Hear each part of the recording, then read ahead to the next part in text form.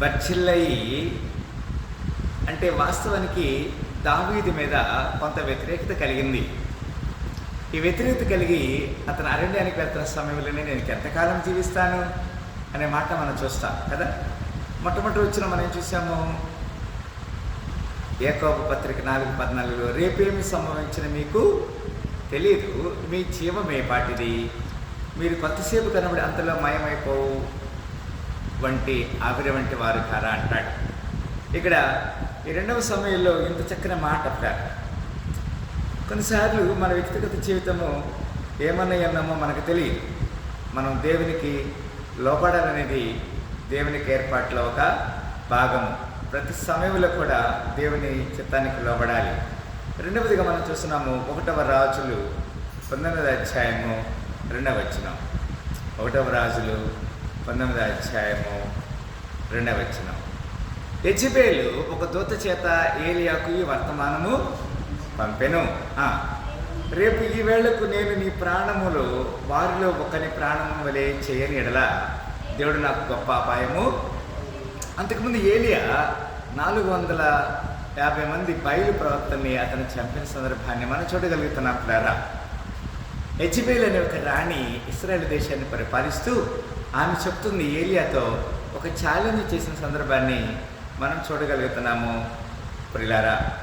అక్కడ 22వ అధ్యాయము 27వ వచనంలో, అక్కడే 22వ అధ్యాయము 27వ వచనంలో, బందీ గృహంలో ఉంచి మేము క్షేమముగా తిరిగి వచ్చే వరకు ఇతనికి కష్టమైనను ఈడని ఆజ్ఞయించాడు. మీరు గమనించండి, వాస్తవానికి అక్కడ ఉన్నటువంటి అహాబు రాజుకి దేవుడి సమయాన్ని సిద్ధం చేశాడు. యెహోషాపాతు రాజుతో కలిసి యుద్ధం చేయడానికి వెళ్తున్నాడు. ఇతన్ని బందీ గృహంలో పెట్టాడు ప్రవక్తని. ఇలా రకరకాల మనము దేవునికి వ్యతిరేకమైన పని చేయకూడదు అనేది ఇక్కడ దేవుని యొక్క లేఖనం మనకి స్పష్టం చేస్తుంది. 1వ దినవృత్తాంతాల గ్రంథము 29వ అధ్యాయము 15వ వచనం విధంగా వ్రాయబడినది. 1వ దినవృత్తాంతాల గ్రంథము అక్కడేమంటాడు, మా పితరులందరి వలె మేమును నీ సన్నిధిని అతిథులమును పరదేశములై ఉన్నాము. మా భూనివాస కాలము నీడ అంతా అస్థిరము, స్థిరముగా ఉన్నవాడు ఒకడను లేడు. Nobody cannot stand right. Our journey is pass on. మా జీవిత దినాలు గతించిపోతున్నాయి. Our life is temporary being. కొద్ది కాలమే, అది స్థిరమైనది కాదు అని ఇక్కడ లేఖనంలో దేవుడు మన హెచ్చరిక చేస్తున్నాడు పిల్లారా. కీర్తన 39:6 వచ్చిన విధంగా వ్రాయబడినది. కీర్తన గ్రంథము 39వ అధ్యాయము 6వ వచనం, మనుషులు వట్టి నీడ వంటి వారై తిరుగులాడుదురు. 39:6 చదవయ్యా. మనుషులు నీడ వంటి వారై తిరుగులాడుదురు, వారు తొందరపడుటకు గాలిగే కదా, వారు ధనము కూర్చుకొందరు కానీ అది ఎవరికి చేజిక్కునో వారికి తెలియదు. కొన్నిసార్లు మనము ఇది చాలా జాగ్రత్తగా దేవుని చిత్తానికి మాత్రమే లోబడాలనేది ఇక్కడ దేవుని యొక్క లేఖనం ప్రారా. 78:39 కీర్తనలు 78:39 ఈ విధంగా వ్రాయబడినది. 78:39 ఇక్కడే, వారు కేవలం శరీరులై ఉన్నారనియో విసరి వెళ్ళి మరల రాని గాలి వలె ఉన్నారనియో ఆయన జ్ఞాపకము. Yes, how we are of time, we are just away the air కదా. గాలి వెళ్ళిన తర్వాత మళ్ళీ తిరిగి రాదు. Our life style is that way. ఆ విధంగా మన జీవితం ఉందని ఇక్కడ లేఖనంలో దేవుడు మనకి హెచ్చరిక చేస్తున్నాడు. 90వ అధ్యాయము 10వ వచనం విధంగా రాయబడినది.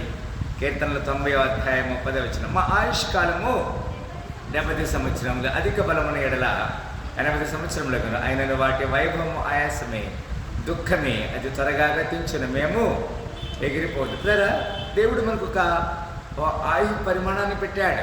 We are just temporary being. 102:11 కీర్తనలు 102:11 విధంగా రాయబడినది. నా దినములను సాగిపోయిన నీడను పోలి ఉన్నవి. ఎస్ కదండి, పువ్వు లాంటిది జీవితం, రాలిపోతుంది, గడ్డి లాంటిది జీవితం వాడిపోతుంది కదండి. ఇక్కడ ఏమంటాడు, నా దినములు సాగిపోయిన నీడను పోలి ఉన్నవి, గడ్డి వలె నేను వాడి ఉన్నాము కదా. It is just like a grass. Our life style is just like a grass, it will become dry. అది వాడిపోతుందనే మాటని ఇక్కడ లేఖనం ద్వారా దేవుడు మనం హెచ్చరిక చేస్తున్నాడు. 109:23, 109:23. సాగిపోయిన నీడవలే నేను క్షీణించి ఉన్నాను, మిడతలను పారద్రోలినట్లు నన్ను పాలదోలుదురు అంటాడు కదండి. మనకు నీడ సాగిపోయిన నీడ వలె ఉన్నదని చెప్తున్నాడు. ఇప్పుడు ఇలారా ప్రసంగి 6:12 ఈ విధంగా రాయబడినది. ప్రసంగి 6:12 త్వరగా నేను ముగిస్తానికి సిద్ధంగా ఉన్నాను. నీడ వలె తమ దినములను వ్యర్థముగా గడుపుకొను మనుషులు బ్రతుకునందు ఏది వారికి క్షేమకరమైనది ఎవరికి తెలియను, వారు పోయిన తర్వాత ఏమి సంభవించిన వారికి ఎవరికి చెప్పగలరు అంటాడు కదా. Our life style is such a way. 8:13, 8:13 అక్కడే. భక్తిహీనులు దేవుని సన్నిధిని భయపడరు గనుక వారికి క్షేమము కలగదనియు, వారు నీడ వంటి దీర్ఘాయువును పొందకపోదుననియు నేను ఎరుగుదును. ఇది ప్రసంగికర్త చెప్తున్న మాటల్లో ఒక మాట. 10:14 అక్కడే ప్రసంగి 10:14. కలగబోనది ఏదో మనుషులు ఎరుగక ఎండినట్టు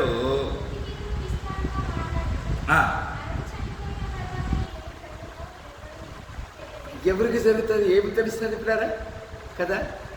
మరణము రుచి చూడక బ్రతికే నరుడెవడు, కలకాలమి లోకములో ఉండే స్థిరుడెవడు, యేసు రక్తమే నీ పాపానికి బంధు, కడగబడిన వారికే లవిందు, కడగబడిన వారికే గొర్రె పిల్ల విందు. నీ జీవితం విలువైనది, నరులారా రెండని సెలవైనది దేవుని. ఎస్కేల్ 28:5, ఎస్కేల్ గ్రంథము 28:5 రాయబడినది. నీకు కలిగిన జ్ఞానాతిశయము చేతను వర్తకము చేతను నీవు విస్తారమైన ఐశ్వర్యము సంపాదించుకుంటేవి, నీకు ఐశ్వర్యము కలిగినదని నీవు గర్వించిన వాడవైతే అంటాడు కదా.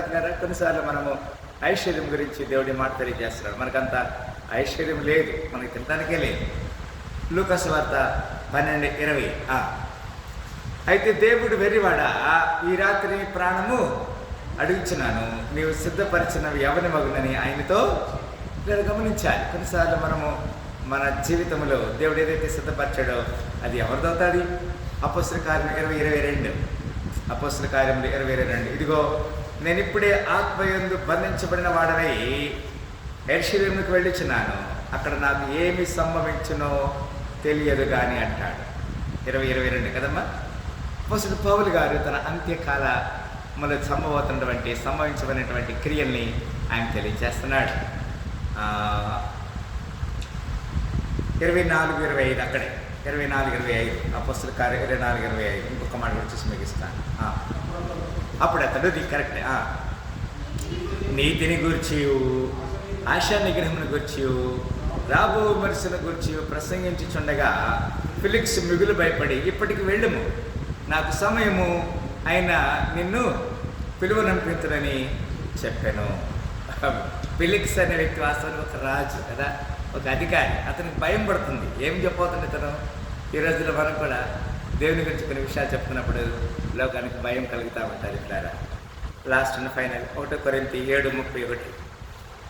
Last and final 1 కొరింథీ 7:31. ఈ లోకము అనుభవించువారు అమితముగా అనుభవించినట్లును ఉండవలెను, ఏలేనుగా ఈ లోకపు నటన ఏమవుతుంది, గతించిపోతుంది. The dramatic of this world will be end. ఈ లోక నటన గతించిపోతుందని లేఖన దేవుడు మనకి హెచ్చరిక చేస్తున్నాడు. ఈ సాయంకాల సమయంలో మరొకసారి మొట్టమొదటి వాక్యం మనం చదివాము. యాకోబు 4:14 రేపేమి సంభవించునో మీకు తెలియదు, మీ జీవ మీ పాటిది. మీరు కొంతసేపు కనబడి అంతలో మాయమైపో ఆవిరి వంటి వారికరా. లేరా మన జీవితాన్ని సరి చేయబడదాం, మన దేవునికి లోబడదాం. అలాంటి కృపదేవుడు మన ఉండాలని దీవించి ఆశీర్వదించిన గాక. ప్రార్థన చేస్తాం. స్తోత్రములు ప్రేమ కలిసింది చక్కని లేఖనం ద్వారా మీరు మమ్మల్ని హెచ్చరిక చేశారు. మా జీవితంలో మీరు చేసిన ప్రతి మేలు బట్టి వందనాలు స్తుతులు స్తోత్రం తెలియజేస్తూ మనమే తెగించుకొని మీ నామని చేస్తాం. మా ప్రభుని పరిరక్షకుడైన యేసుక్రీస్తు పరిశుద్ధ నామములో మిక్కిలి వినయంతో ఇప్పుడు ఇచ్చిన దర్శించండి, బల్ల పాల్గొనతో సహాయించమని ప్రార్థన చేసి అడిగి వేడుకుంటున్నాము తండ్రి. ఒకసారి ఈ సాయంకాల పునరుద్ధరణ శుభములతో మనం దీవించి ఆస్వాదించగా.